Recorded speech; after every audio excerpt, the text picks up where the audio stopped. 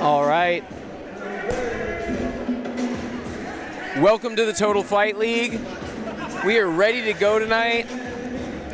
Two guys looking Michael Sear alongside Zack Snyder. Oh, okay.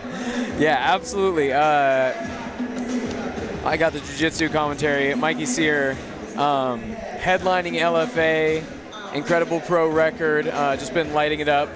And yeah, we're excited to talk through these fights tonight. There's a lot of guys looking for their very first win, including these first two gentlemen. We have Teague Lowe walking to the cage, and he's going to be facing Rusty Noise. Teague Lowe coming out of Abe Jiu-Jitsu, and Rusty Noise out of Noise Boys MMA. Nice, yeah, I like that. This is going to be an interesting fight to start the night. I mean, it's always fun to watch the newest guys going against other new guys. We don't know what level everybody's at. We can come out and see two guys that are, really about the same level, or they can both be. One guy can be really good, one guy can really be deer in the headlights, but we're going to find out. We're going to find out real quick. First couple of fights, it looks like there's a couple of O's on the record, so it's going to be a good start to the night.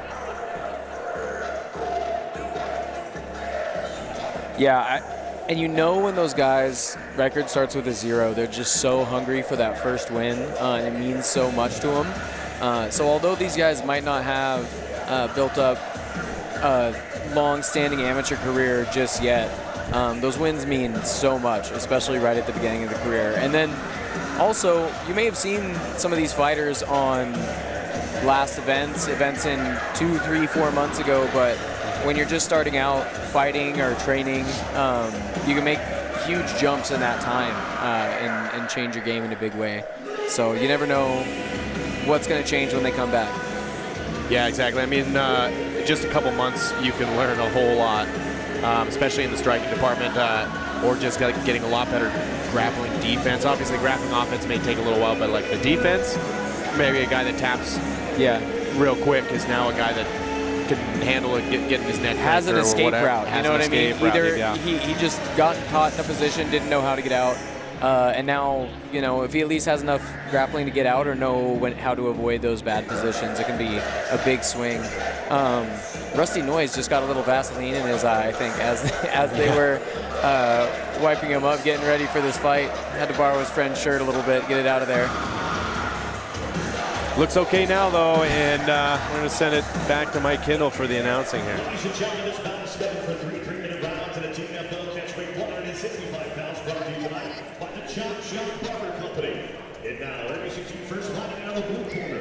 This mixed martial artist takes 5'5", weighing 165 pounds. He holds an 0-2 amateur record. Representing Abe Jiu-Jitsu, fighting out of Spokane, Washington, Teague, the Troublemaker Lowe. His opponent across the cage, fighting out of the red corners of Master State 5'10", weighing 165 pounds tonight. He's making his amateur debut. Representing Noise Boys MMA, fighting out of Spokane, Washington, Rusty Noise. Referee Nicholas Spitz. First thing I notice when I see these guys step in the cage is Rusty appears to have a pretty good length and reach advantage in this match. We'll see how that plays out. Yeah, and if Teague is more of a jiu-jitsu guy, we might be seeing some grappling pretty early.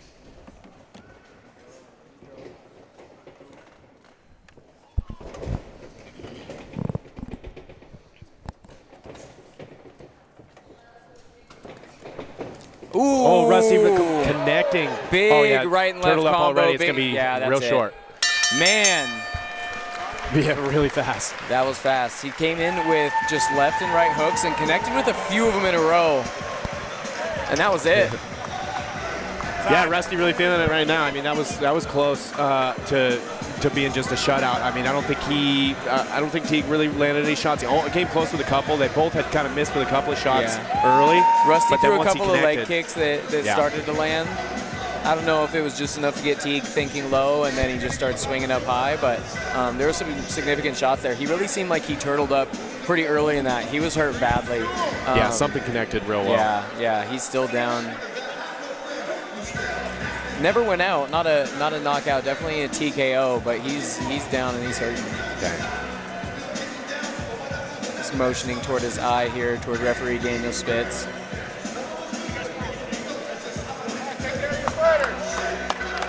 Team coming in now.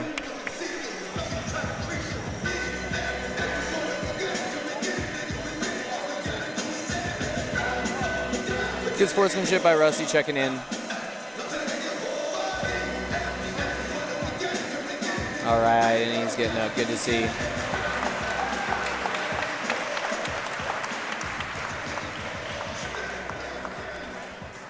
Looks like hopefully just a few bruises. Yeah. I think those shots had a little more pop on him than he was ready for.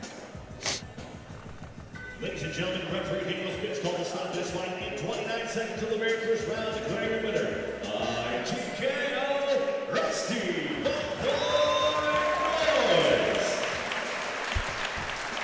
Good quick win by Rusty. One fight, less than 30 seconds in, gets the TKO victory.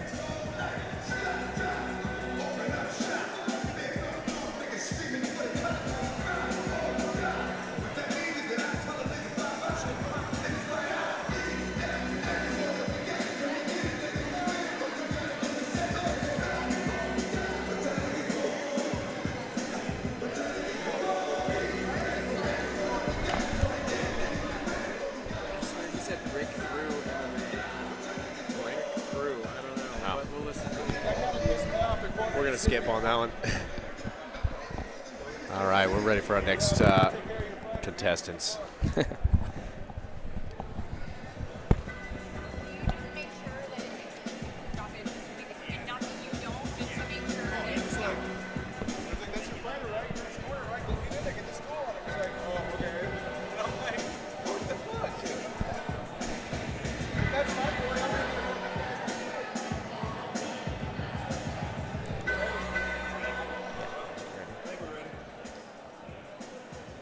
Showing on out to our second ballot line now, making his way to the TFL cage, Brad Miller.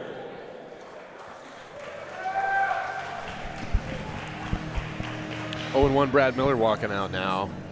A lot of these guys, like we were saying earlier, we haven't really seen much from them. We only got one fight from Brad Miller, and it wasn't. I don't think it was very long ago. I think it was maybe even the last show. But yeah, it's gonna be interesting going against another 0-0 guy, Justin. Who's out of BPI? Oh no, but Justin's out of BPI, and I know that's got a good gym, and they got some tough guys there. Mr. Lambert over there. Yeah. Coach, ex-UFC fighter, coaching a bunch of big tough guys in BPI, so it's gonna be a tough fight for him, I bet. Yeah. You always think when you see a gym that you recognize, you just assume that fighter that's coming in is going to be prepared properly because they've done it before and they've done it quite a bit. Yeah, that's like the most important part at this level. Yeah. Just getting a semi-fight camp ready.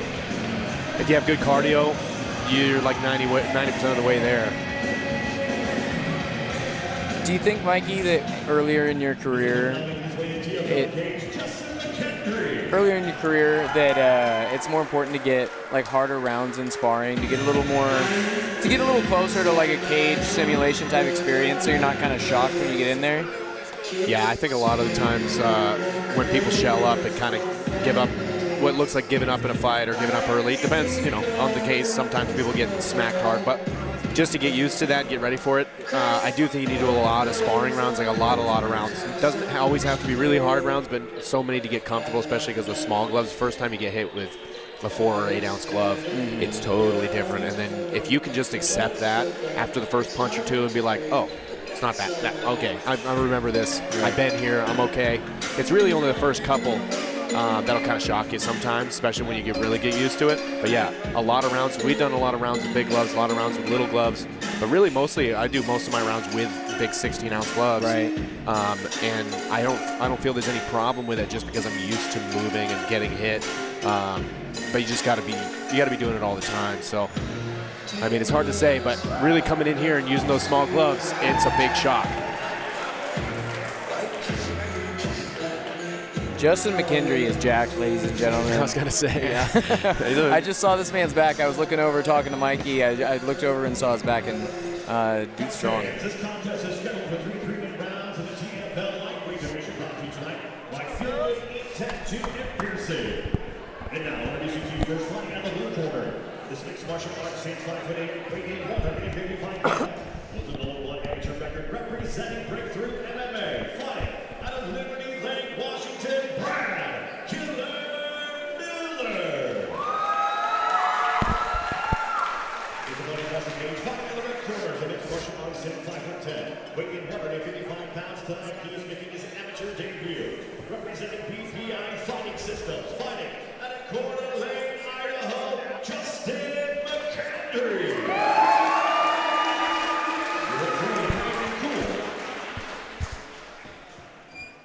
I'm excited for this one. We don't know much about Justin yet, but we have seen Brad before, and he's a tough kid, so it'll be interesting how they match up. Justin looks to be a pretty big 155er. Yeah. That's part of what we were talking about earlier with having a good camp. You know, you're gonna do the proper weight cut. Probably gonna be the bigger guy in your weight category if you do it right. Brad answering back here, but Justin just hit him with a couple of good shots. Oh, partially blocked, but that got through. Yeah, you can see the technique in his kicks are pretty sharp. Oh, and then the right hand makes it through as well. Brad with his shot. Going for his grappling, but he gets good sprawled level out. change, but nice, even better sprawl. Yeah, I think that was the move from Brad, though, because slow things down a little bit. Absolutely, Justin was starting to get some confidence, and I don't think he was slowing down from the feet.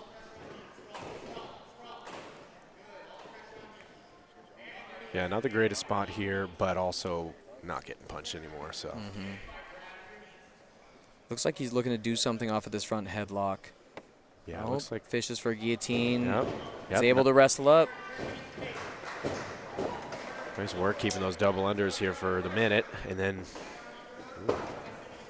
Oh, that he was uses a big shot by Brad. Yeah, big right hand on the exit. Catches one to the cup. Man. Just as things start to turn a little bit, yeah. I know. What a high-paced fight, though. No, this is interesting now. Yeah. I'm almost glad both of these boys get a breather after how fast that started because they were throwing hard from the feet. Those grappling exchanges were they stayed on the feet, but just digging that underhook and winning head position and fighting in, that was a scramble.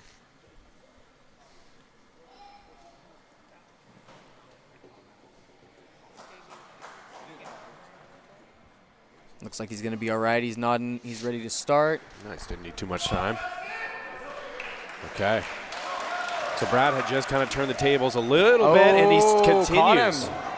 Right after the break, both of them landing some shots now. This is a fight. Oh my goodness. Brad with a couple more good shots. Neither guy backing down at all. Both of them throwing heavy shots and just willing to eat one to land one in the first minute or two. Now Justin looking for his own takedown.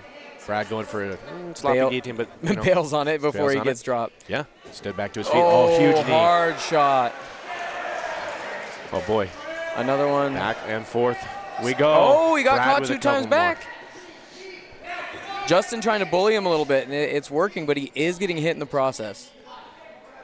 Yeah, but Justin looking at this arm and guillotine here. Oh.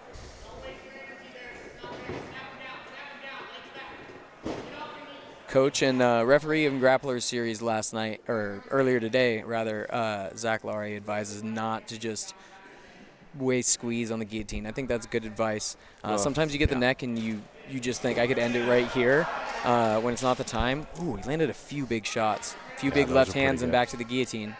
Yeah, and you can see it with the guillotine, especially with an arm in. If you're just pulling it straight up, that's not really the direction you want to go. But Zach knows his jiu-jitsu and sees this. Man. I think we're getting pinned in a bad spot here. Yeah, I don't know where Brad can go from here. And he's trying to move and does not move. Yeah, I think that's a good stoppage. That's a good stoppage. I mean, he was trying to move, but unable. He almost got thought about getting to his knees a couple of times, but the barrage was pretty intense. Yeah, those strikes were hard. He was able to generate a lot of power from the knees in that spot. Dang, that just when you thought in the beginning of that round, when Brad wasn't connecting enough, Justin's teeing off on him. Then they reset after Brad shoots. And Brad looks great. He catches him with multiple right hands in a row. Wobbles Justin a little bit. And then Justin now puts it on him. And every time I would go to say something about one guy or the other, I mean, I'd have about 3 seconds to do it, or the other guy's winning again. So we're back and forth. Yeah, they were definitely it's a fun trading. round to watch. That was a fun round to watch. And, man, Brad Miller drops to 0-2, but tough fighter. He was able to take some on the chin and keep throwing pretty hard. So, you know, unfortunate for a good fighter to fall to 0-2. TKO, Justin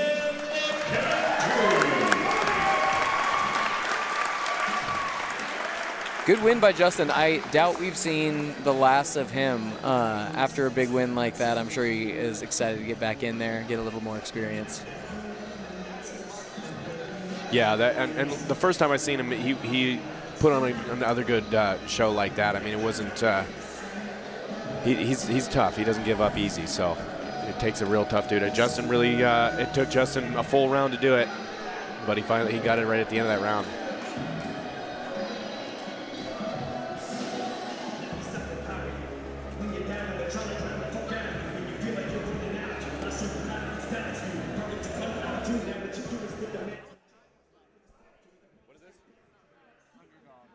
Underdog MMA. Did he say where that's at? Do we know where?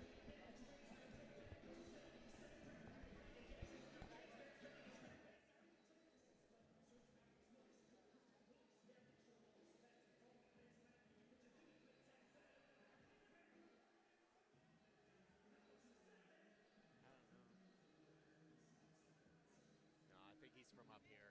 I think it's just small.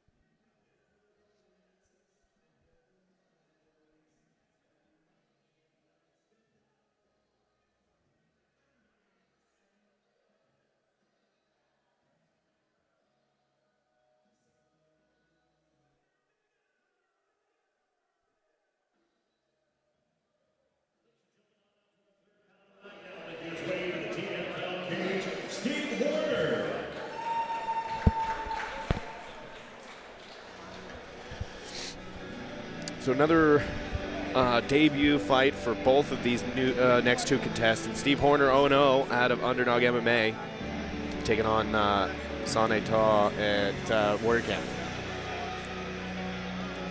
Steve definitely looks like a big guy. This one at 185, and I think both these guys are going to fill out that frame pretty good. They both look pretty big.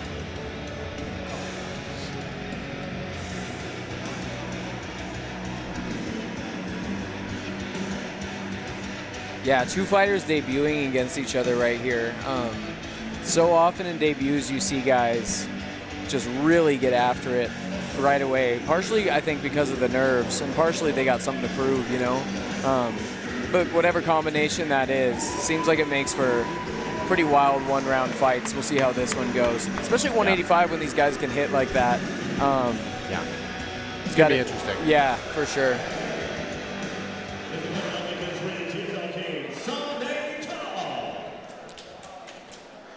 Now, have you been able to train with Sane Ta at Warrior Camp at all?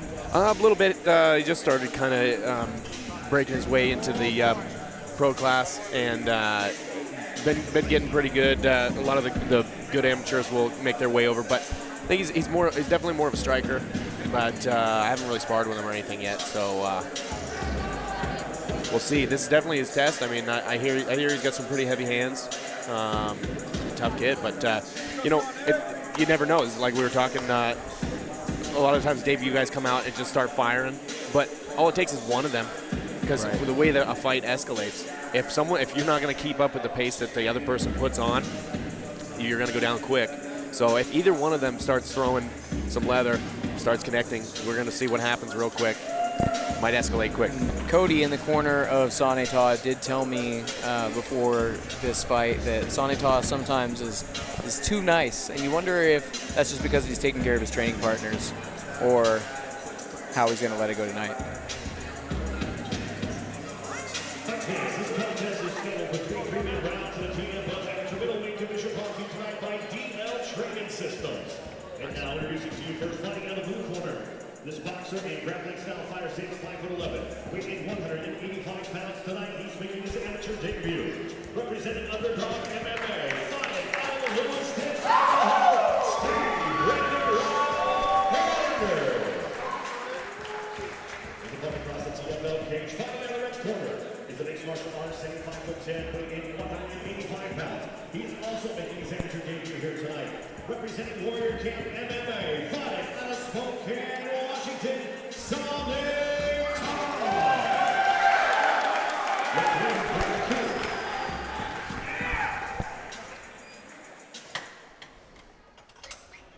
got a pretty intense stare down that was going on throughout that entire announcement, and still they look ready. Oh, yeah. First time in the cage is a little nerve-wracking. Little glove touch here. All right. Oh, Sane with a couple of big strikes here. Yeah, in a good position early. Lands in side control, now full mount. Really trying to end it early here. Look, I mean, Steve's going to need to get, he's moving. He's moving. And he gets up. Sane Ta tries to take the back, but he's able to get up. Man, they're throwing hard. Big shots. Sane Ta seems to be landing a bit more, though. And there's no feel out in the range or anything. There's been some weird angles and weird shots landed from strange angles here because of that that range right there. Both of them coming in. We're gonna see some. We're gonna see some more craziness. We're gonna see who's able to keep this pace. Is what we're gonna see, I think. Unless someone goes down early, we're gonna have to see at least one of these guys slow down because they've been throwing an awful lot early in this. Oh wow! Sane That's a big with a shot. couple of big connections there. Just before that, just prior to that, Steve, while we were talking, Steve's really got his composure and started putting some things together. But this is another one of those fights. Second by second, it's back and forth. Right. Just a big miss there. Boy, these boys have been firing and haven't stopped. Oh, big left from Sane Ta. Steve just keeps coming forward, though. Doesn't matter what he's been eating. His move is to walk forward and throw big shots. Well, he's not afraid to get hit, and boy, it's helped him land a few shots, and it's also wobbled him a little bit. It's a tough strategy. Oh. They're both throwing right hands. Oh, Steve connects with a big one on that one, that right hand. Did you see Sane Ta catch the glove just for a second and land a little counter? Oh, that wobbled him. Oh, yeah. Steve's wobbled. These are He's big. going down. These are big shots. This might be it. Steve's going to have to look. Oh, there he goes. He's moving his legs here. Yep, working back away. Oh. Gives up the mount. And now they're in this position. They were in this position early in the round, and Steve was able to move and explode and get out. But late in the round, it's a lot harder to explode like that. Well, and being the guy to land on top is just so important. If you can find your way to the top position after such a long, grueling round like that. Yeah. Now Sane is on top and able to kind of rest a little bit, but just the panic of being on the bottom for Steve, full mount's not a good spot to be at. Right. And it takes a lot of energy to lift your opponent and find a way to get the leverage to be able to stand up. Yeah. Whereas if the top guy just kind of leans on you, just a big tick in the energy battle toward the top player. Absolutely. And this position right here with head up against the cage doesn't seem like much, but if he's pushing his shoulder into him, cutting off the air supply a little bit, it's miserable. Steve doing a good job though, not letting Sane kind of like throw too many strikes here. I believe Sane was going for an arm triangle for a second, but then Steve passed on the other side. There's a good end of the round there for Sane, but Steve not taking too much damage while he's on the ground. Yeah, at the end of the round there, not too much damage taken, but you got to look at the cardio factor, and we'll see if we notice who's a little fresher coming out. Yeah, I think that's the biggest factor going into round two. I think Sane won round one, both on the ground control time, and I thought he landed the better strikes on the feet. And I also think he forced Steve to work harder in a few of those positions like we were talking about earlier in the round. I think this is where we're going to be, these guys are going to be forced to slow down and be a little more methodical because you just cannot keep up that pace for 3 threes. And if you can, hats off to you. I certainly could not.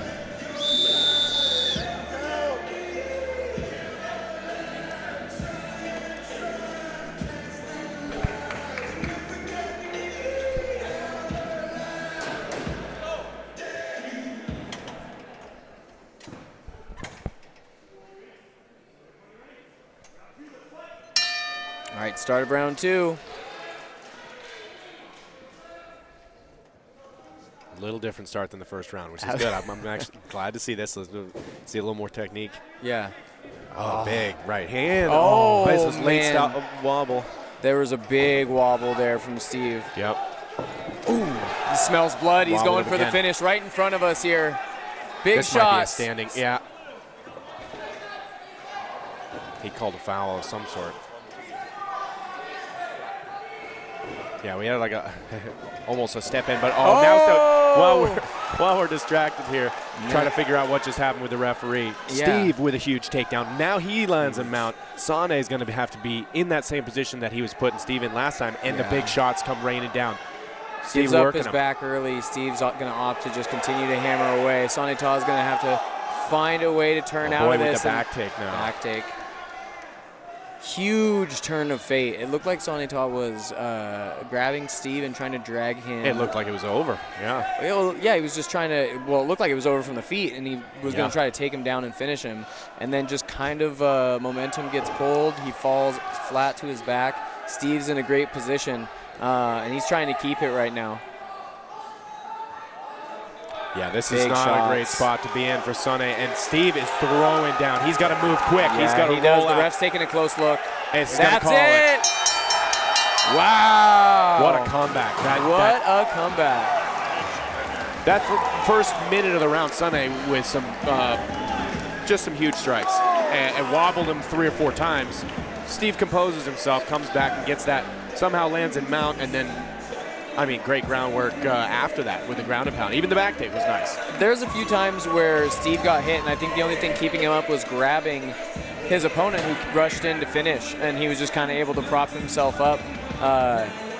Man, I think it speaks to like what's gonna happen with experience, because I think that's a fight that Sane Ta could have won, but a fight for Steve where he's gonna gain a lot of experience in pulling through that. Yeah, definitely a great learning experience. They both had their moments in that fight.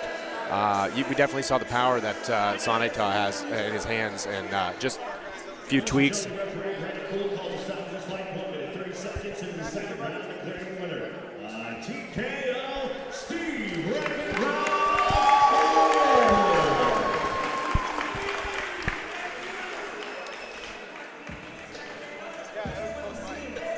Man, great fight.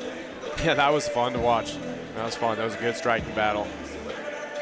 Really, it came down to who was on top on the ground, because, Steve was getting pieced up for a second there, recovers for a second as well, and then when they commence the grappling, he lands on top, does some work.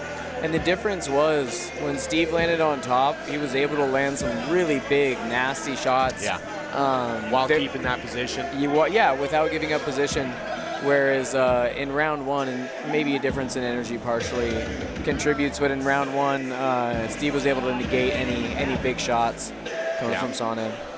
Yeah, and in round one, he was on the bottom, and you'd think he'd get tired, but he actually looked, he did get wobbled and everything, but he didn't look as tired as I think that they were both going to look coming into the second. Yeah.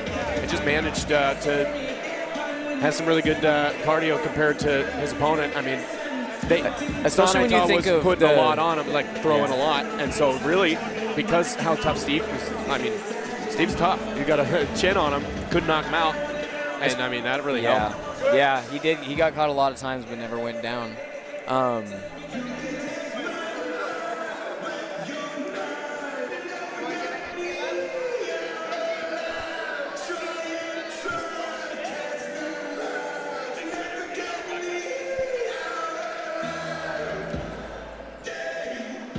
To our fourth bout of the night, now making his way to the TFL cage, Dylan Kaler.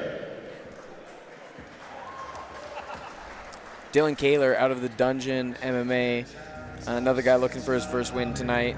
And I think that's why, in my head, I talk about the cardio and experience aspect so much, is because when it's your first time ever fighting somebody in a cage and you're having panic attacks thinking about it for the whole month beforehand, you're like, oh no, everyone's gonna watch me.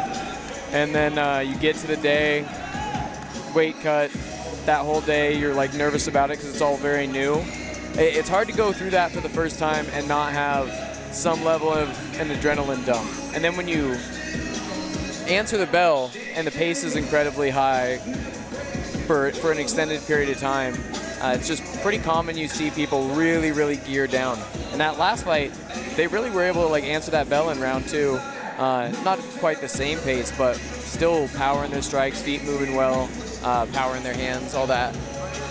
Yeah, they picked up the pace and really put it on. In this fight, we're going to see, this one's at 170, so a little bit smaller, and neither one of these guys looks like a big 170. I mean, I think Maddox Maddox is pretty tall. But Dylan doesn't look that short either. I mean, looks like he's almost 6 foot, probably like 5'10" or 5'11". But both of them going to be a lot lighter and faster. We're going to probably see even higher level cardio here. We'll see, but yeah, you'd expect so, right? Yeah.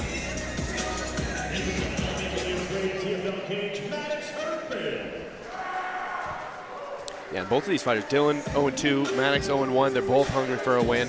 They're trying to get that one on the other side of the bracket there in the winning column, and that is a huge motivator. We know that unlike when it's 2 undefeated guys that are going against each other, one of them's going to lose. Well, same thing here, but one of these guys is going to win, and it's going to be what are they going to show? What kind of grit? What kind of intensity are they going to show? Is it going to be a lucky punch? Is it going to be just gritting it out for 3 rounds? Is it going to be something like that? Is it going to be the tougher guy that wins or the more technical guy that wins? So we'll see. We're gonna see some good matching up here. I think both of these guys are pretty raw, but yeah. tough. And how much have you learned from your losses? Like, you go back and you look at the fights or the matches that didn't go your way, and you find out the mistakes that you made, and you get better. And that's how you get better. And if you don't do that, I don't know how much better you're getting. You know, you kind of have. It's hard to watch that film when things don't go your way. But deep down inside, you also, even before you watch the film, unless it was a technical thing that you did wrong or whatever, you kind of know what went wrong. And so if you can listen to that voice, you can fix it. Ladies and gentlemen, this round is scheduled for 3 3-minute rounds in the TFL welterweight division. Brought to you tonight by the Chop Shop Barber Company. And now introducing to you first, fighting out the blue corner. This mixed martial artist is 6'2", weighing 170 pounds. There's a 0-2 amateur record representing the Belgian MMA. Fighting out of Spokane, Washington, by way of Kellogg, Idaho. Dylan, the Kellogg Bulldog Kingler.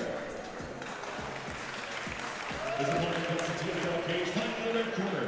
The kickboxer and jiu-jitsu style fighter, 6'2", weighing 170 pounds. He's a 0-1 amateur record representing Warrior King MMA. Fighting out of Spokane, Washington, Maddox Bobo Herbert.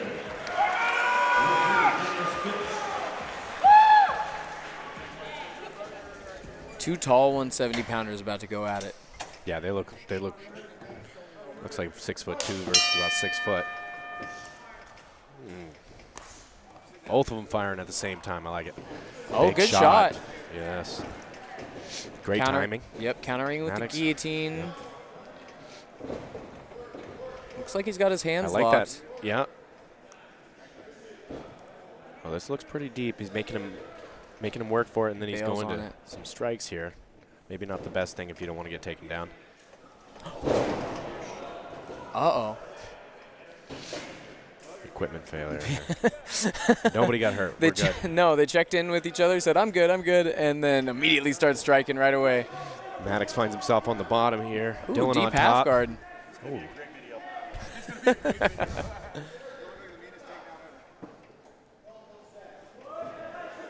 Maddox Shoots locking a up triangle from bottom, rolling good through. Oh, good defense for a second there. He loses the lock, Goes for relocking the an arm, armbar. and he gets it. Hey, great jiu-jitsu. What a setup for yeah, dude. Maddox with a great triangle to armbar setup and just nails it. Oh, and he's hyped to get that win. And that's exactly what we were talking about like, what do you look at your film? Do you get better? Do you address those places? I rolled with Maddox a few months ago. He didn't have that level of jiu-jitsu. And the fact that he was able to transition through there after, starting out defensive. Found himself on the bottom in a bad spot. Dylan Got mounted. Dylan was all the way in on his hips. Yeah, exactly. And it goes deep half guard. Pulls deep half guard out of his jiu-jitsu bag. Comes up top, gets a triangle, and switches that to an armbar. A lot of good moves there.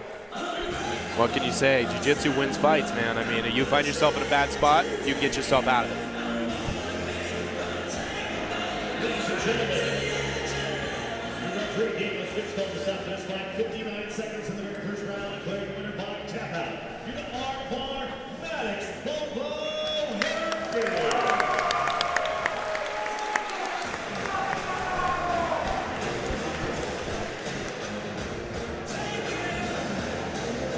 good show of sportsmanship, good win for Maddox. That's got to be a big boost in the confidence column.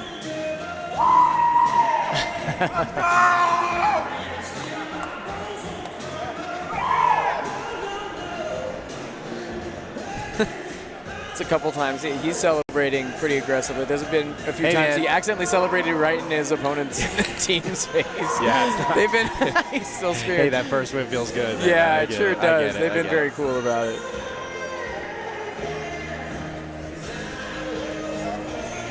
That was quick.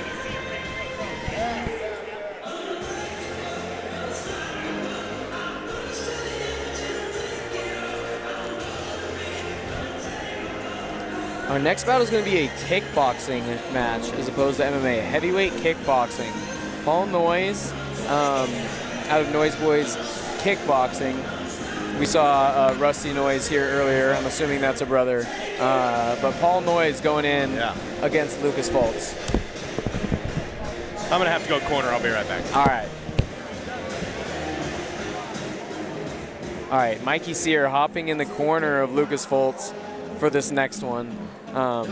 Those guys have trained together a long time. They work together. So absolutely he has to jump in his boys' corner. But here to give you slightly more unbiased commentary, we have Justin. Welcome, Justin, to the booth.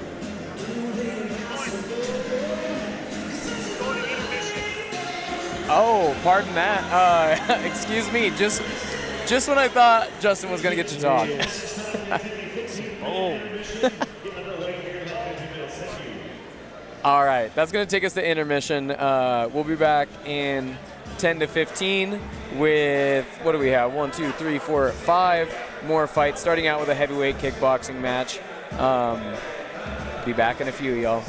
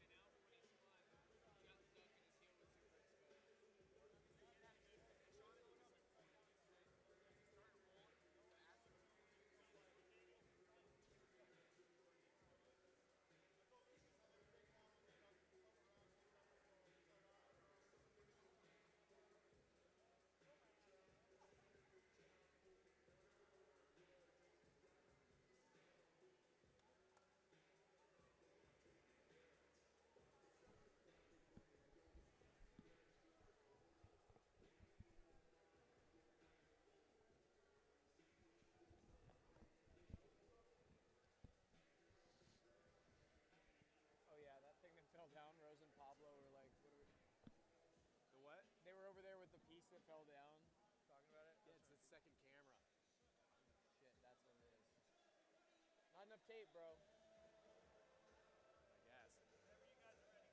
We're ready whenever. We haven't started yet. We're still off. Where's Rose's brother?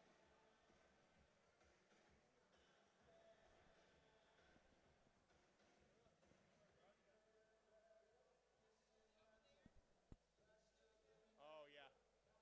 All right.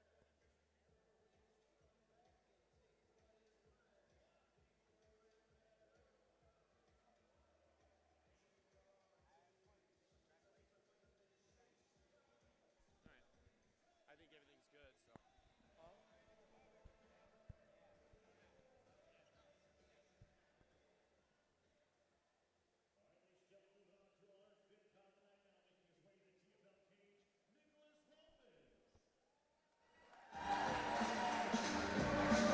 And back from intermission, we had one fight fall off the fight card here. Paul versus Lucas Volts is now scrapped, unfortunately. But we've got Nicholas versus Casey. Nicholas walking out first.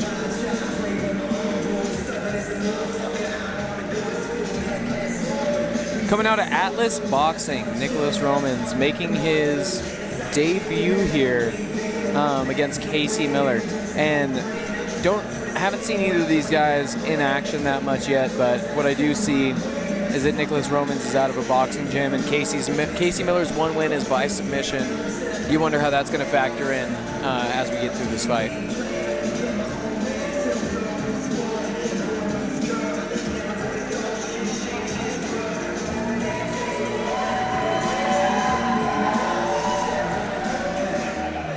Looks like Nicholas has a pretty big crowd. His opponent now making his way to TFL cage, Casey Miller. And Casey out of Warrior Camp, like you said, one win via sub, and then one, I think TKO finish loss, but tough kid, pretty good striker. So I think we might see more of a striking battle, but you never know. He might just feel like taking it to the ground and seeing if his opponent is more of a boxer. Who knows if he has as much of a ground game. How about this walkout song, though? Yeah. Can't touch this. Quite the throwback to be to be walking into.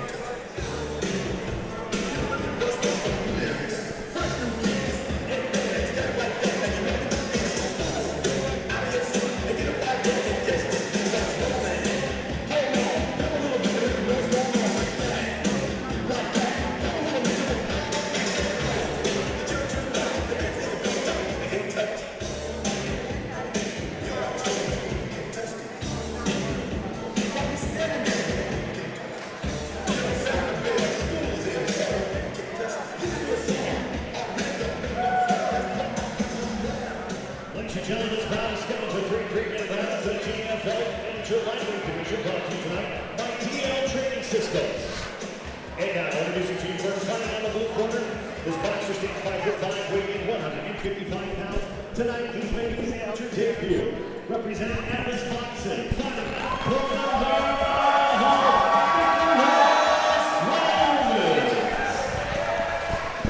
His opponent across the cage, fighting out of the red corner, is a boxer and Muay Thai striker, sitting 6 foot tall, weighing 155 pounds. He holds a 1-1 amateur record, that win coming by way of submission. Representing Warrior Camp MMA, fighting out of Spokane, Washington, Casey Miller. Referee Daniel Spitz. All right, here we go back from intermission, ready for some more action. 155-pound bout. Casey Miller appears to be the taller fighter here. Did list his styles as boxing and Muay Thai, or kickboxing and Muay Thai, so have to think if that's where he's at, he's looking to keep it standing as well. Yeah, it looks like he's using his range pretty good right now, using those kicks, front kicks, and everything kind of moving straight down the line. Trying to get his jab to work. He's keeping Nicholas on the back foot as well, firing every time they get in the range. And Nicholas parrying a few punches here. Didn't look like he's really got caught too clean with anything until that uppercut. Yeah, that uppercut appeared to land fairly flush.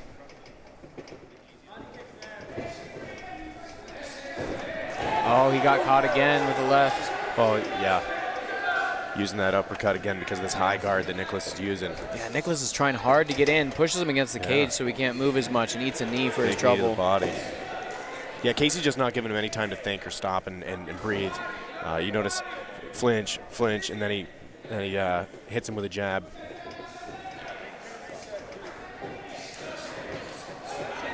Yeah, just piecing him up at the moment. He's really starting to tee off. Big breath. Yeah, we're gonna need to see some work out of Nicholas to get some respect. He hasn't hit him with anything real good yet, and Casey just being able to tee off and kind of just being almost disrespectful, chin up, and still good form and everything, but he's not worried about getting hit because he hasn't got hit yet. Exactly. And, getting a little bit of respect. I think really you're important. definitely right, and it's really hard to fight off your back foot for this long with your opponent just full of confidence like that. Got to be able to land something to slow him down and make him think about walking toward you like that. So far, unable just to close that range, though. Yeah, that is a. He's going against Casey's probably 3-4 inch reach advantage here. It looks like big long arms and the kicks. You got to remember that adds a few inches too with these long front kicks. Ooh, nice little kick punch. Gets him get his guard low.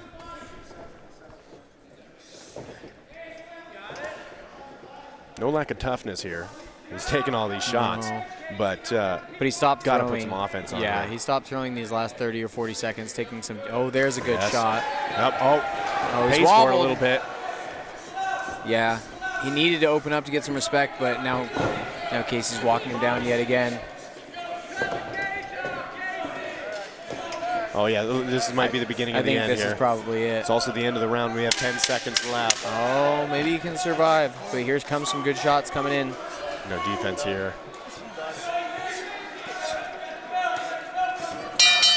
Oh, made it to the end of the round. Boy, oh boy, that was a good showing for Casey there, especially at the end of the round. Oh, man, yeah, just relentless with the striking, pouring it on, finishes a combo, and immediately starts the next combo within a couple of seconds, and just really pouring it on him, not giving him any chance to breathe. Nicholas wearing it right now. Yeah, Nicholas, I think he landed 1 or 2 shots throughout the round, but definitely not enough to slow Casey Miller, especially as he felt he was able to land. He had Nick twitching with his shots because so many were coming through.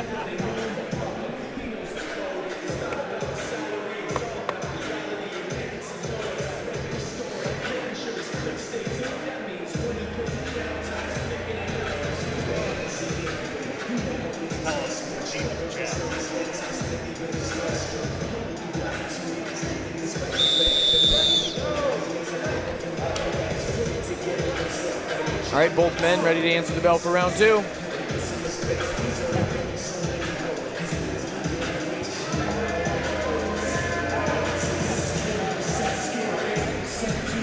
Nicholas is going to need to find a way to make something else work early. Otherwise, that confidence of Casey is going to continue. Yeah, exactly. I mean, it's going to be right out the gate. We're going to find out if he's going to set his own pace here or if it's going to be some more of what we just saw.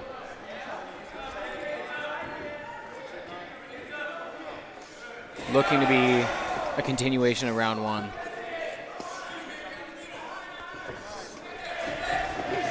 Oh, good movement by Casey getting out of the way. Oh, he jumps on the back. There it is. That's going to do it. That's it. That is it. Good all-around win by Casey Miller. Definitely won the fight on the feet, but finished the fight as soon as it hit the ground. Yeah, that was impressive. I mean, Nicholas, tough guy, took a lot of shots. And in the beginning, he was doing a little bit better job parrying things and not really getting caught with some clean shots. But towards the end of that first round, we saw it changed quite a bit. And then, of course, the takedown and up against the cage there. And then the second round, we started off right where we left off.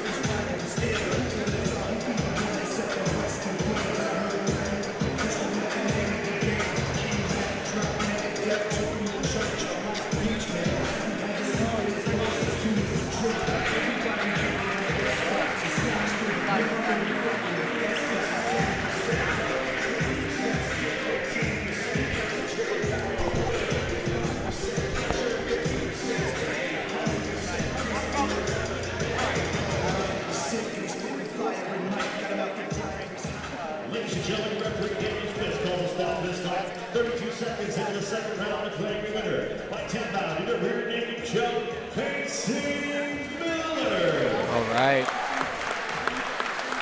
Casey Miller now 2-1, both of his wins coming by submission, but certainly looks to have his striking be his strongest skill set there.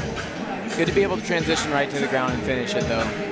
Yeah, and one thing I was seeing in the first and second round, especially late in that second round and a couple of times in the first, Casey doing a great job of when he sensed that Nicholas was moving in a little too close to his range, he would just back up, stiff arm, and then continue another combination to keep him off of him, keep in his own range. Yeah, he definitely maintained that throughout the fight. Nicholas tried to push him against the cage early on. He was able to land a knee, exit out, managed it really well, and kept the ball in his own court.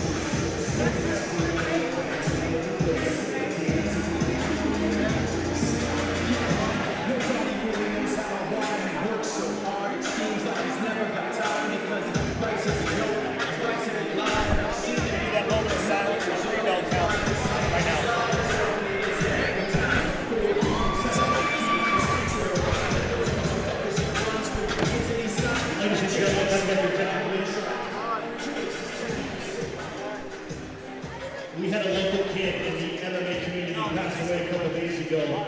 If you would please join me in a moment of silence and a 3-bell count in his memory for Eric Rydell.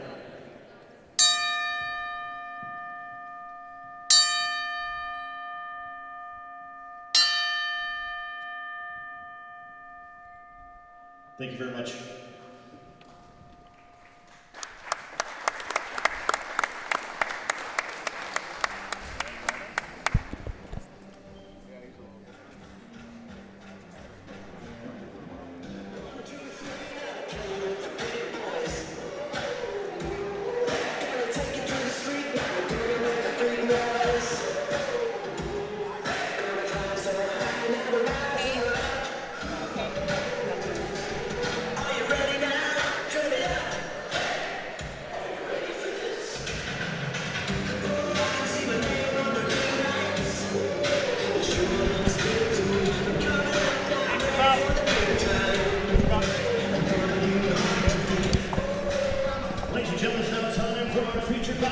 Here at TFL 6, now making his way to the TFL cage, Kieran Clark.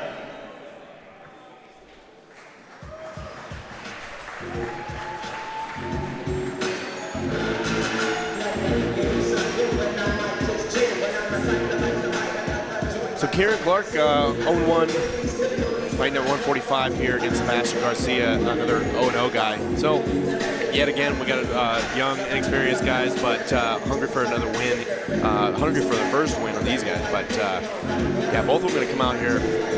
We'll see who gets the W with this one. But both these guys, they look like they're in pretty good shape. They look like they come from a decent gym. So yeah, Kieran Clark reported as independent, which you never know how they're going to come in, right? Or the level of work they've been putting in, because you can do it right in a garage. If you have a couple of good bodies and a coach that's pointing you in a good direction and answering questions in a good way, you can be independent and do well. But that's certainly not guaranteed. Sebastian Garcia out of Siri BJJ. Siri has certainly more athletes on the jiu-jitsu scene, but they have some fighters as well. It'll be Sebastian's debut, though, so we'll see how well the Siri MMA program has prepared him for this one. yeah, that's going to be interesting to see.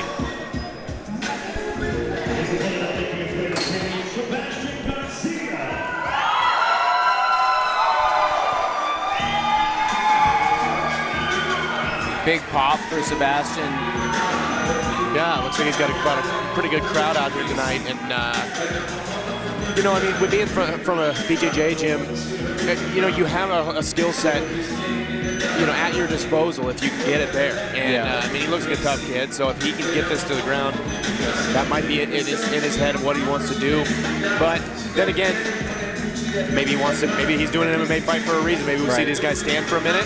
But yeah, this is going to be interesting. Both of them young, and I know that Sebastian has quite a few tournaments under his belt as a BJJ practitioner. Even went against a couple of teammates of mine at one point.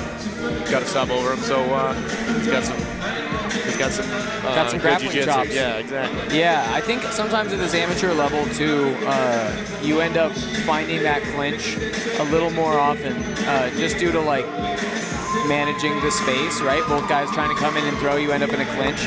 And if you find yourself with a big advantage there, it can swing things pretty dramatically, assuming striking is similar, right?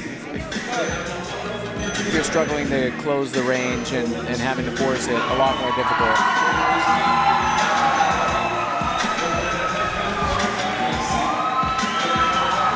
Woo, he's amped up.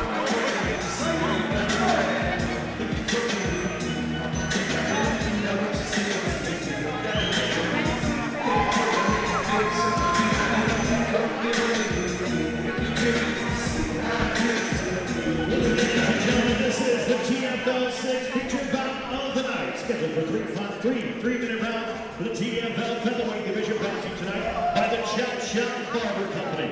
And now, introducing to you first, fighting out of the blue corner, this mixed martial arts, he's 6 foot tall, weighing 145 pounds. He holds an 0-1 amateur record, training independently, fighting out of Spokane, Washington, Kieran Claw.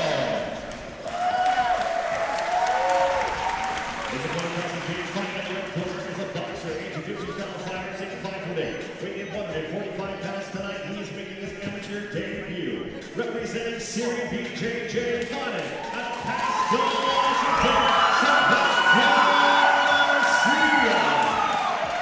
Referee for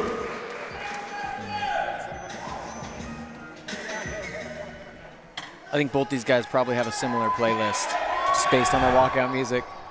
Yeah. We'll see if they have a similar game plan, but I don't know. No glove touch. They're getting right to the action. Yeah. Oh, Kieran comes out. Oh. Slip on the front kick. And we talked about how Sebastian might be looking to take it to the ground. He ends up just going straight to the ground. Oh. Might be up too high on the back. Overzealous. But he's gotten some control. Is there a here. bulldog choke? There's Looks a like bulldog choke. Here. That's deep. He's fighting it, but he's got the hand behind the head. He's lost. Oh, partly lost it. Might have it back. He's got his arm trapped as well. Not as much anymore, but he lands it quick. Yeah, it looked like he was a little too high on the back when he jumped on it, and I couldn't quite tell if he had the hands locked just right. But when they turned around and I saw that bulldog choke in, I knew that was some trouble. Good jiu-jitsu by Sebastian and a quick win. Yeah, even from a weird spot like that, he didn't let go and then just get, because you get in that bulldog choke spot, you can get your back taken pretty easy if you just make one mistake. And he just stayed there really tight on it, and he had it kind of locked up almost like that modified guillotine from there, that ninja choke. But he just locked it up and then found his way farther to the back. Yeah, had a lot of pressure on it. Right. And that's one, if it's your first time doing it, might have lost it on a mistake there, but he knew the angles to take. He knew it was in deep and sunk it.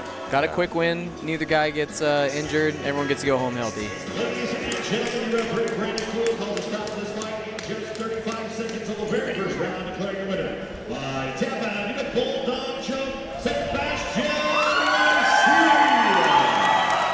Good quick win by Sebastian. I'm interested to see this kid's jiu-jitsu now. He's running around competing. Looks to be a pretty darn good athlete. Yeah, and I mean, it all kind of started from that slip on the kick there. I mean, Kieran went to throw it. It's coming out southpaw, and it's a little harder to land those front kicks when you're in that open stance southpaw against Orthodox. Unless you use the rear leg push kick, it tends to work a little bit better. It doesn't glance off it as much. But yeah, we're seeing Sebastian just having a good time with his corner over here. Celebrate.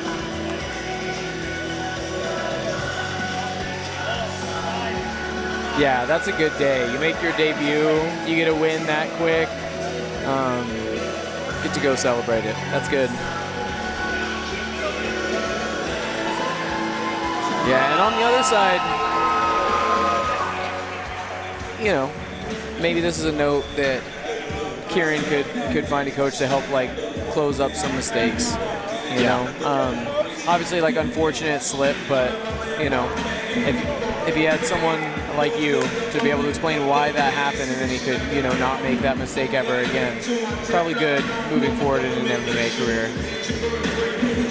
Yeah, coaching is really important, especially, you know, you have to learn so much technique in this game. Yeah. If you're learning it from a computer or from other friends, you can get, or from someone who's places. really good in one martial art, right? If you're learning from, you have a jiu-jitsu coach, you have just a boxing coach, whatever it is. Yeah, but at the same time, if you want to learn quick, like you can get passed up real quick by some guys that have a good coach, because you know you're in the gym working on things and having a good bunch of training partners around you. Someone you to learn feed real you fast. all the right answers, right? That are going to help you improve the fastest. Our next match, we have a debuting fighter, Ty Bateman, out of North Idaho Jiu-Jitsu. He's going to fight Jonathan Gubati from Pine BJJ, who is 3-1 with 2 subs. Pine BJJ, small gym up in Colville, Washington. I've dropped in there a few times, and they don't have a whole bunch of guys, but they do have a few solid competitors running around. Yeah, they always seem to show up. Yeah. And this one's pretty cool. This is going to be, Sandpoint, Idaho versus Colville. So, I mean, two northern towns, Battle of the North coming down here to Spokane. It's going to be interesting to see both jiu-jitsu gyms, so that's really cool. We might see a really good ground game fight. We haven't seen a whole lot of ground fighting until this last fight. Before that, the ground fighting, a lot of strikes involved. Yeah, well, and even this last fight, it was pretty quick once it hit the ground. Ladies and gentlemen, now making his way to TFL cage, Ty Bateman.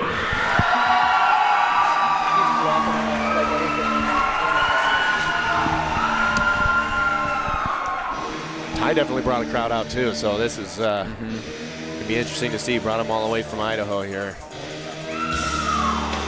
He looks fired up. And this is a pretty big step up. I mean, he's an 0-0 guy fighting a 3-1 guy that's seen 4 fights already. So that's a tough debut. Yeah, it's a tough debut, and but I mean, he looks like he's ready for the challenge. This kid still looks tough.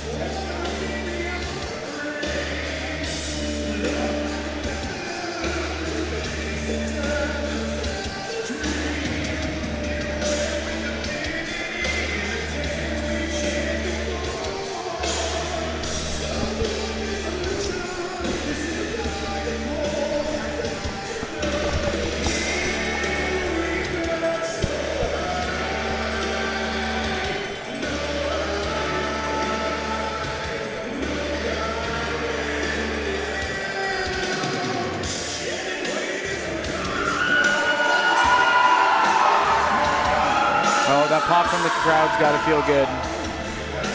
Walking in the cage, making your debut, knowing you got that support behind you, that's great. Here's the one night he's winning TFL cage, Jonathan Gubati. Yeah, Jonathan, like we said, out of Pine BJJ.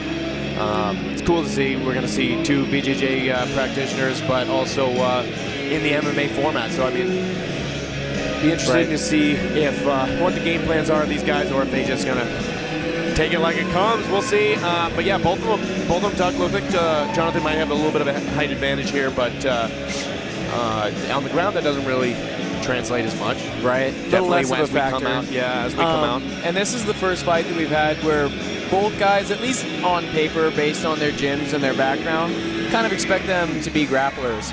But sometimes that plays out where both guys decides, I'm not going to grapple the grappler, I'm going to go out and show what I can do with my hands as well. So, yeah, especially being jiu-jitsu grapplers, not wrestlers. Right. They may both just start striking and then see if someone can slip to the back wait somewhere along till the way. they drop them or something.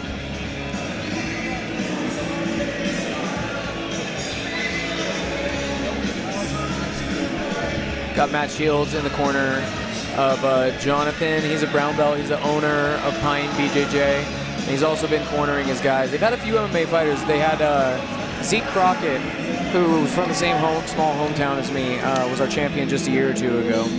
Yeah, good training partners. Ladies and gentlemen, it's now time for the TFL 6 co-main event. Are you ready? This fight is scheduled for 3 rounds of the TFL middleweight division. Bout to you tonight by Feel Good Tattoo and Piercing. strikers in 6 foot tall, weighing 185 pounds tonight. He's making his amateur debut. Representing North Idaho Jiu-Jitsu, fighting out of Sand Point, Idaho, Ty the Apprentice Baker. With the belt across the cage, fighting in the red corner is a mixed martial artist in 6'1", weighing 185 pounds. He holds an amateur record, 3 wins, 1 defeat, with 2 wins coming by way of submission. Representing Pine BJJ, fighting out of Colville, Washington, Jonathan Gulati. Referee Brandon Cool.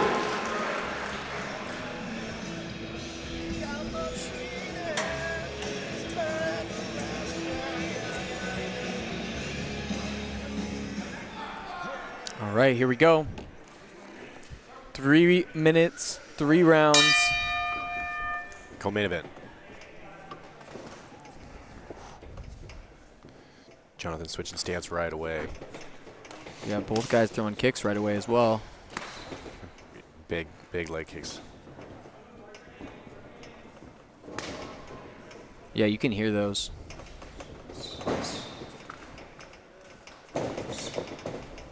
Yeah, both these guys aren't just doing jiu-jitsu. They know how to strike.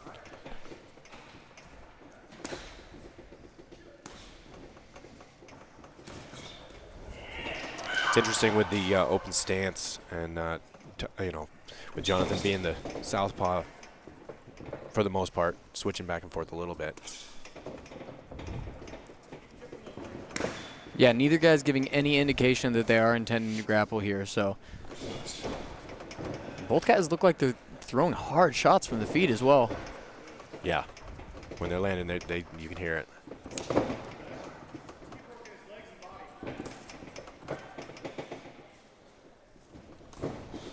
How much do you think those shin pads factor in on those leg kicks?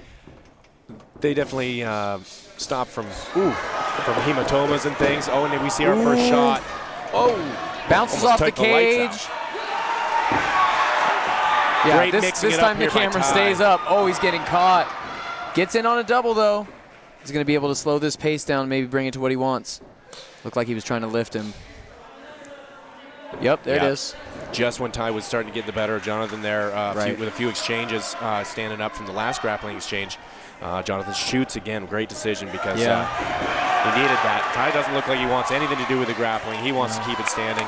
He's doing a good job getting up, too. And even if that's what you're using your jiu-jitsu for, is to keep it on the feet, and you're doing well there. Definitely good enough jiu-jitsu to get up to his feet quickly. And oh, yeah. Nice shot again, but he gets sprawled out. Sprawled on it perfectly, yes. Jonathan's nose is bloody. He's eaten some shots. He's worked hard for some takedowns. Comes back up on the single. Oh, looks like he's going to get sprawled out yet again. Yeah, Ty with good hips here. Yep. And really, he's been caught in a kind of a bad spot a couple of times, has Ty, but because Jonathan's been timing that takedown pretty well. But now as he's getting a little bit more tired, Ty's going to be able to defend it off a lot better like this, and being able to throw some ground and pound here. Not looking good for Jonathan. He's having a hard time getting up, pulls back to his guard. Good idea to get a little space there.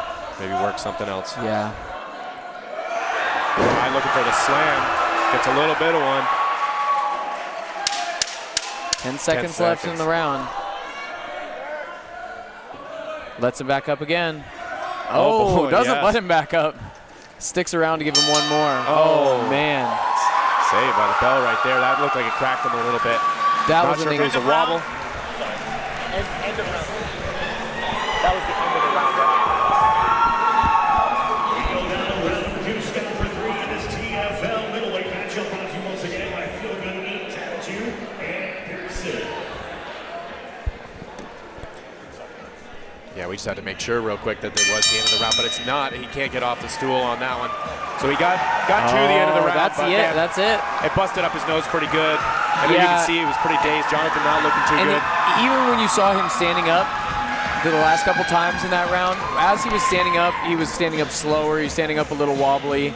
The shots, as soon as he was standing up, he was shooting in and unable to drive through those shots. I think probably a good time to end this fight because I don't know that he had the energy to try to bring that one back from where it was going. Yeah, and starting off, Ty threw some good power, but he's a little shorter, had a little bit more of the range to cover, and close that distance and really connect. But by about halfway through that round, you see him start connecting. A lot of strikes thrown in those sprawl positions. Yeah. And really Ty just started taking over. And Jonathan kept needing to wrestle up over and over again, and it's just a lot of energy to keep doing that. Ladies and gentlemen, your referee, Brandon Cole, calls a stop to this fight. With his opponent unable to answer the second bell due to injury, your winner, Ty TFL.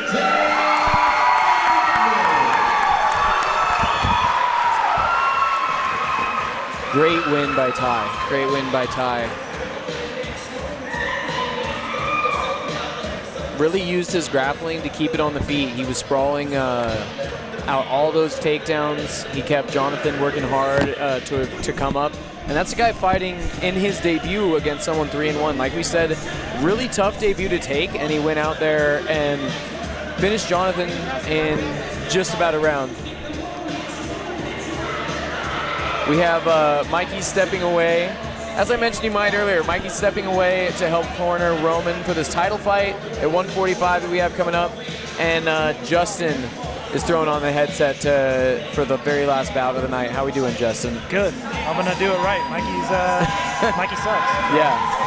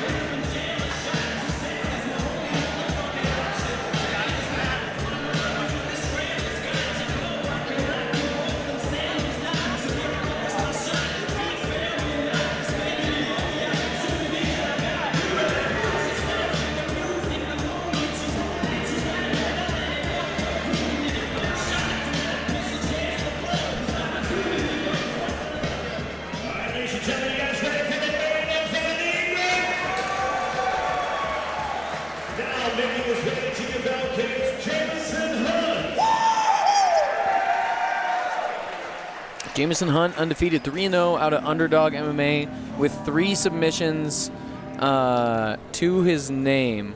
I did hear from Cody, who's been cornering a lot of the Warrior Camp guys, that this is a rematch that Jamison and Roman fought on another show, and the fight ended with Roman landing illegal shots to the back of the head. Quote unquote. Right.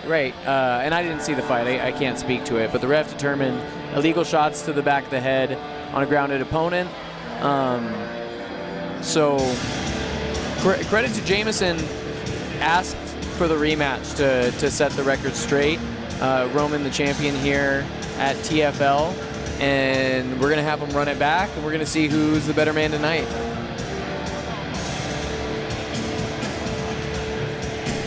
By far our most experienced fight of the night. We've seen a lot of guys making their debut. We've seen a lot of guys with maybe 1 fight, 2 fight on their resume. Jamison 3-0, great record. Roman with 8 amateur fights, pretty experienced in these amateur matches. So. Yeah, he's so funny because you see him walking around. He's really quiet, conservative, and then he gets in the cage and he just turns into a beast. Yeah. And being that these guys have fought each other before, it changes things just a little bit, right? Yep. You can go back, watch that film, see what happened, what went well, what didn't go so well, and adjust. And oftentimes, the person who made the better adjustments is the one who takes it. It's a great walkout song. Oh, someone loved it. Someone loved it somewhere in the crowd. Was a big fan.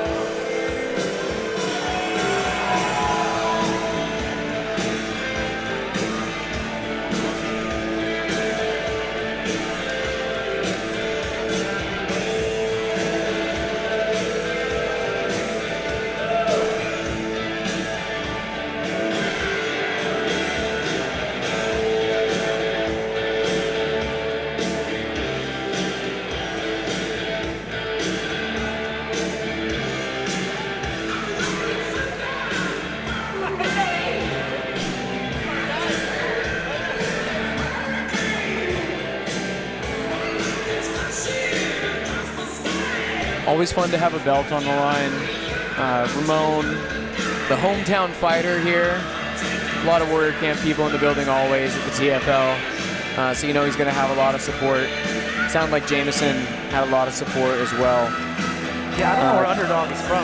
And Steve Horner, his teammate, we saw get a win earlier in a really tough fight against one of Warrior Camp's fighters. So nice little rematch between gyms and a rematch between fighters as well. They both look ready.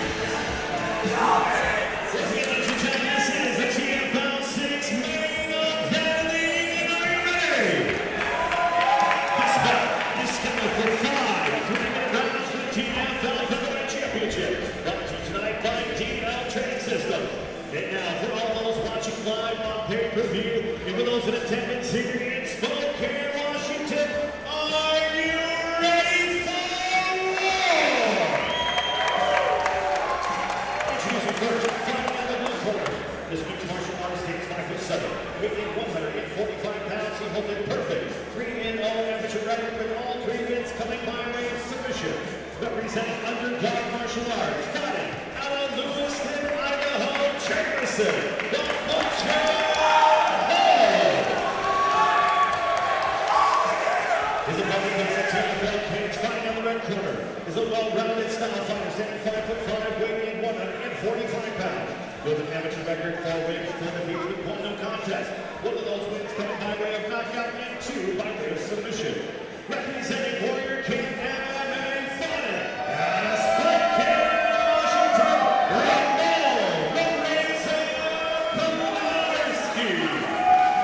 your referee in charge of this featherweight championship, Daniel Spitz.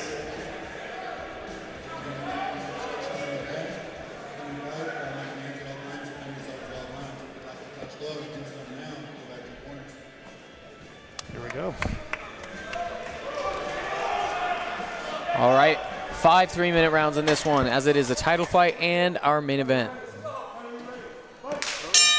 Coming out fast. At least they ran at each other fast. Ooh.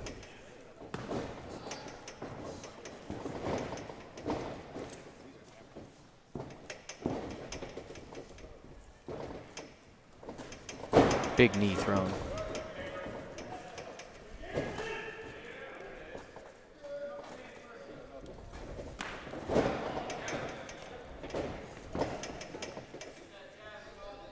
Both guys look very willing to throw some kicks out there. Good inside. That's a quick jab.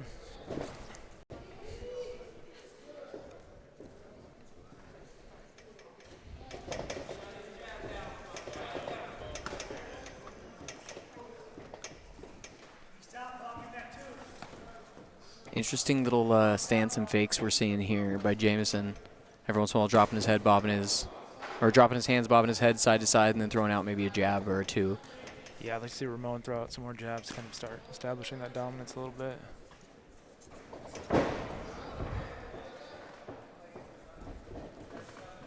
Ooh. Ramon lands a right hand.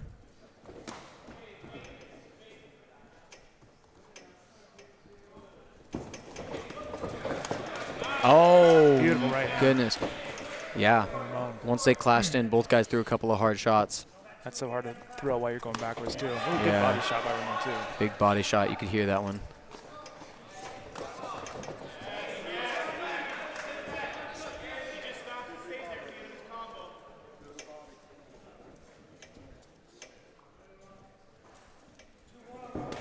Good inside leg kick. There's been a few of those that have made that front leg step back. You're definitely seeing a more educated pace out of these guys. I think that's part of the experience advantage that we talked about before. Neither guy is so nervous right now that they feel like they have to throw every time the other guy gets anywhere remotely close. Because of that, they're able to pick their shots. Oh, and as I say that, Ramon gets caught with a couple. Jameson smells blood. He's hunting, throwing big knees to the body. Can be careful, he's going to wear himself out. Yep. Pilarski's got tape loose on his, what's that foot? Ramon might be wise to maybe start taking a shot if he can. Oh, that head kick partially got through.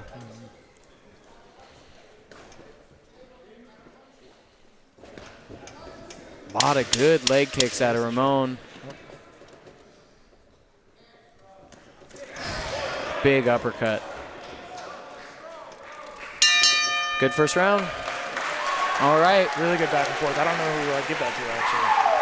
I'm not scoring the fight. I'm talking about it, so I'm not maybe as careful as our judges might be, but I felt Jamison probably edged that out. I thought he landed some of the bigger shots, had some of the bigger moments in that round, but Ramon answered pretty well.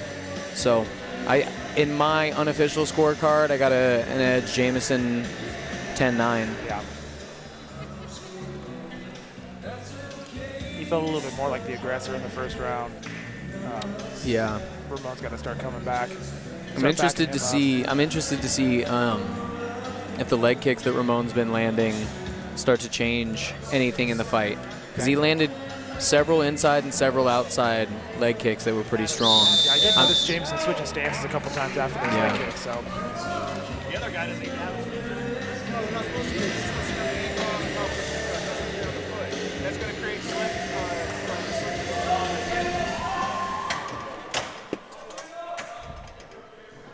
Here we go, round two.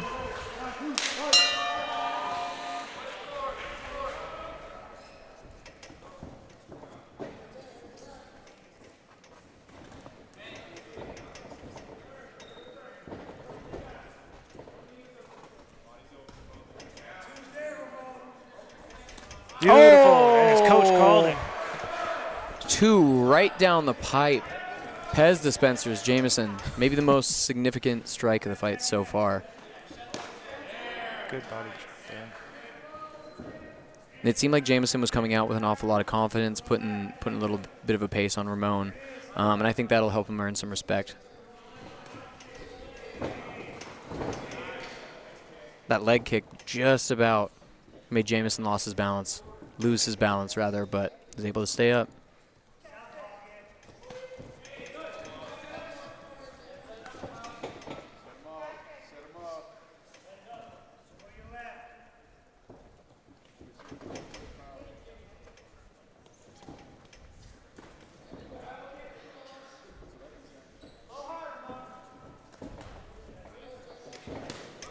Ramon's wanting that head kick. He is.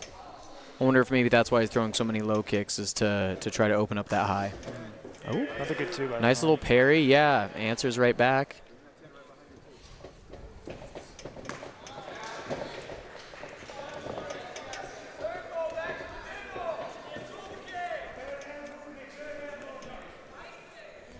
Closely contested round two so far.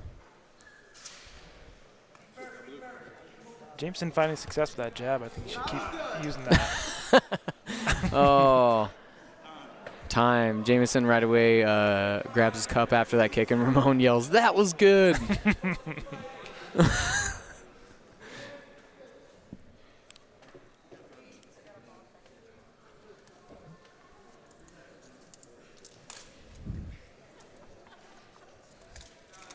Did appear to maybe bounce off the hands and land low. I don't think there was any ill intent by Ramon on that one, but part of the game. Jamison has up to 5 minutes to recover, but looks like he's going to come back in after just about 30 seconds.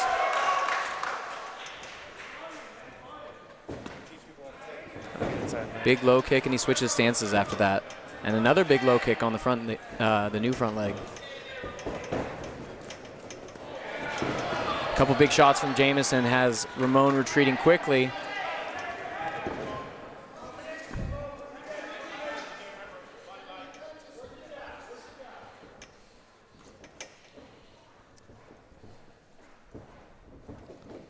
I'd like to see Ramon start circling. There we go. Get away from that cage. Yeah. He's backing himself up to that cage too much. Jamison's doing a good job of controlling range, too. There's been a few times that Ramon's either thrown a big high kick or a big right hand, and Jamison always seems to be able to bounce out just at the right time. Almost always. Most of the time. Another good inside leg kick. Grappling exchange. I was wondering if these guys were going to test each other's grappling anytime soon here. Oh, goes with the leg lace, takes the back. We hear the 10-second timer. There's a big dominant moment here. Big moment to end the round for Ramon in a close round, too. You wonder if he was able to win it in that last exchange. And you also wonder if going down, excuse me, big shout out to DL Training Systems getting all these Spokane and other areas athletes ready. Give them a call if you're looking to work on your conditioning. In any case, now that Ramon knows, hey, I got a hold of him one time and I was able to go straight to his back at the end of that round, you wonder if that's going to move to be a bigger piece of the game plan. As we've seen on the feet, it's been close. I'd give the edge probably to Jamison on the feet, and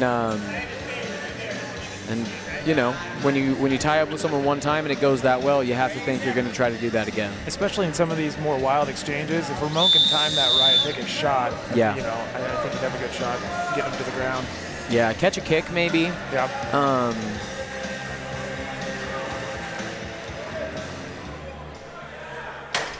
But the control of the range of Jamison, I could definitely see making that difficult if yeah, he is long. If he prioritizes keeping the grips off of him. That jab's keeping him at bay too.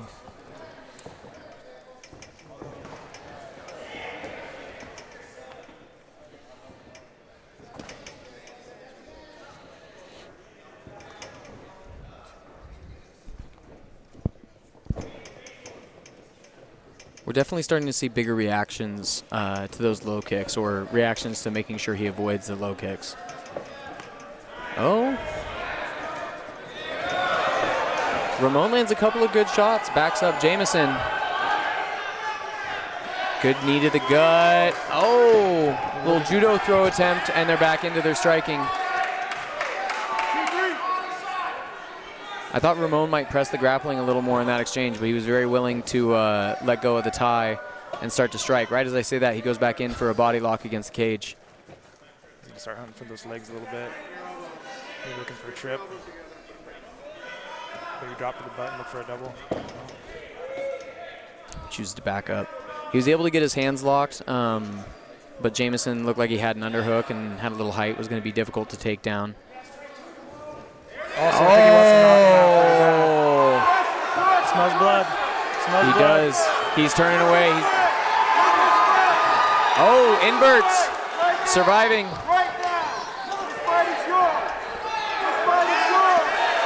That might be it. That should be it. Good stoppage by Daniel Spitz. Big win for Ramon. Jumps on top of the cage. Man, that is a big one. When he landed that shot from the feet, it was pretty clear that that was the beginning of the end, just based on that reaction. That was a big shot, and the one he was looking for all night long.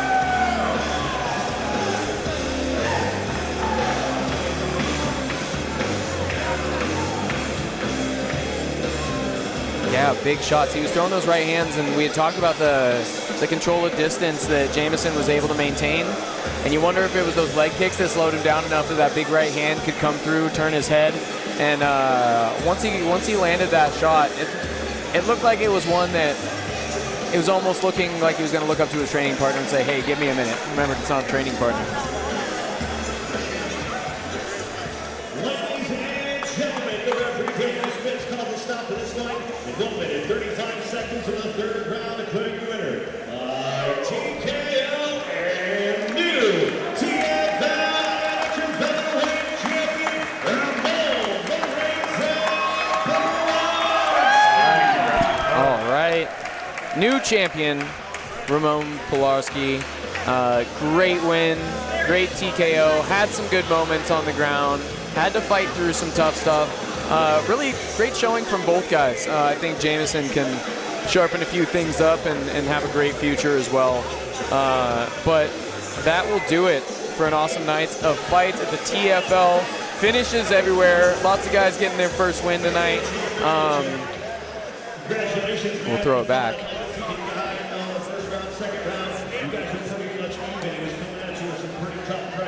But in that third round, that final round when you came over the stop, you came out like a man possessed, dude, and you were able to finish it out there. You tagged him in with that straight right. I think there's straight right or straight left or something like that. And dropped it. And that was pretty much it. And congratulations on grabbing this vacant amateur featherweight championship. Anything you'd like to say out here tonight? Thank you, Mike. I'm listening to LFA someday. Thank you to everybody at Warrior Camp. Everyone that's around here, even if you got lost, we appreciate you guys coming out. After us win, after us lose, you guys are coming out. I want to fight Trevor Riley. We need to run it back. 5 rounds for this thing. We need to run it back. Well, awesome. I think that the people would love to see that, man. It takes a village, man, to go to a huge camp. You know, in your 9 fights now, 10 fights in your amateur career, it takes a lot of people to get you to where you're at right now. Anybody you'd like to thank?